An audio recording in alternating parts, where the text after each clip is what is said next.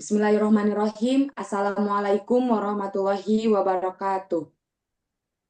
Perkenalkan, kami dari kelompok 6 yang beranggotakan saya sendiri Sri Anjani dan juga rekan saya Tegar Firmansyah dan satu lagi yaitu Rizky Juanda Dermawan akan mempresentasikan proyek akhir tentang sistem pendeteksi plagiarisme dokumen teks dari mata kuliah Desain Sistem Cerdas dan untuk dosen pengampunya yaitu Dewanto Rosdian Adi MT. Nah, untuk latar belakangnya, permasalahan dari hal yang kami angkat yaitu semakin meningkatnya plagiarisme di kalangan akademik, terutama pada tugas akhir mahasiswa. Ditambah lagi, jika menggunakan cara manual akan memakan waktu yang lama. Hal ini berdampak negatif yang sangat signifikan. Selain mengurangi orisinalitas dan nilai karya tulis, plagiarisme juga menciptakan ketidakadilan dalam menilai akademik. Hal ini pada akhirnya dapat merugikan pengembangan ilmu pengetahuan karena karya yang dihasilkan tidak mencerminkan kontribusi nyata dari penulisnya. Untuk mengatasi masalah ini, diperlukan solusi berupa sistem otomatis yang mampu mendeteksi plagiarisme secara cepat dan akurat. Sistem ini harus berbasis web agar dapat diakses oleh berbagai pihak bagi mahasiswa, dosen, maupun institusi akademik lainnya. Dengan begitu, proses pemeriksaan dapat dilakukan secara efisien tanpa mengurangi keakuratan hasil deteksi.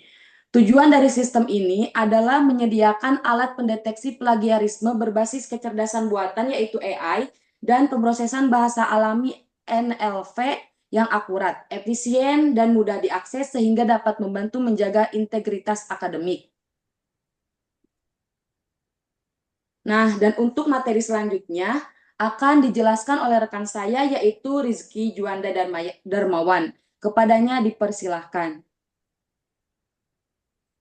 Di sini saya akan menjelaskan materi mengenai komponen yang dibutuhkan untuk membangun sistem. Nah, di sini beberapa komponen yang akan kami gunakan dalam membangun sistem ini terbagi menjadi beberapa bagian, yaitu input data, yaitu menginput dokumen seperti Word dan PDF teks yang akan diperiksa kemiripannya. Kemudian proses teks, modul yang digunakan untuk ekstraksi teks dari file PDF atau Word. Kemudian processing teks. Komponen ini mencakup tokenisasi, streaming, dan stop word removal untuk membersihkan dan menyederhanakan teks. Kemudian ada fitur ekstrasi dan eksperimentasi teks. Mentransformasi bentuk dari teks ke vektor menggunakan metode seperti CF, IDF. Kemudian di IRT eh, atau sentence transformer. Lalu ada mesin pendeteksi plagiarisme. Contoh misalnya ada Sabine Craft untuk mendeteksi teks, kemudian di basis datanya ada database untuk menyimpan teks, referensi, log hasil pemeriksaan, serta metadata dokumen. Kemudian di antarmuka pengguna ada halaman web berbasis browser untuk mengunggah file, melihat hasil plagiarisme, dan mengunduh laporan. Kemudian di laporan dan notifikasi, komponen ini menampilkan laporan hasil pemeriksaan plagiarisme dari dokumen serta menyediakan opsi untuk pengunduhan.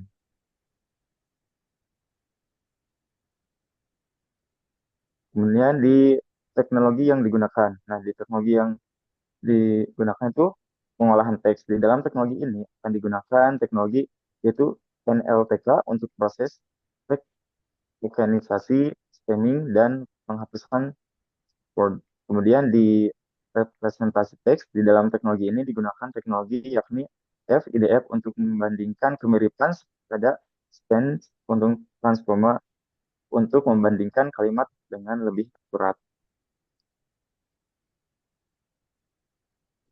Kemudian di pencetukan teks menggunakan algoritma Rabin-Craft untuk digunakan untuk mencetuskan pola string pada teks dengan ukuran yang kecil serta menggunakan consent similarity yang digunakan untuk menghitung kemiripan atau for teks. Kemudian di backend menggunakan Python plus API untuk membangun API backend yang memproses dan mengembalikan hasil setelah pemeriksaan plagiarisme serta menggunakan Node.js sebagai alternatif untuk server backend berbasis JavaScript.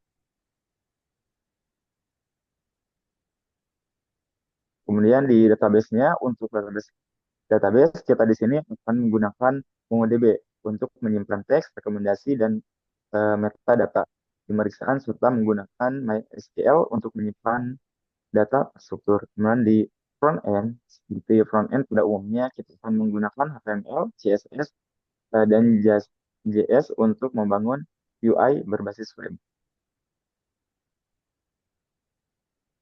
Untuk materi selanjutnya akan dijelaskan oleh saya, yaitu mengenai gambaran alur sistem. Di sini untuk gambaran alur sistemnya itu diawali dengan input file text berupa PDF ataupun file Word. Kemudian pre-processing text dilanjutkan dengan proses ekstraksi fitur. Kemudian deteksi plagiat. Nah, kemudian dari deteksi plagiat ada dua cabang alur. Yang pertama itu si datanya ataupun si filenya itu masuk ke basis data dan kemudian eh, akan tampil laporan hasilnya seperti itu. Kemudian ini untuk tampilan mockup untuk sistemnya karena sistem kami berbasis web jadi mockupnya itu sebuah mockup web. Nah, ini merupakan halaman awal ya. Maaf. Ini merupakan halaman awal yang terdiri dari logo dan nama sistemnya, kemudian ada sedikit deskripsi dan tombol mulai. Ketika tombol mulai ini diklik, maka akan berpindah ke halaman untuk pengunggahan file berupa dokumen ataupun file PDF. Nah, kemudian ketika sudah diklik untuk mengunggah, maka halaman akan berubah ke halaman untuk pengunggahan si dokumennya. Kemudian setelah dokumen dipilih, maka akan tampil seperti ini.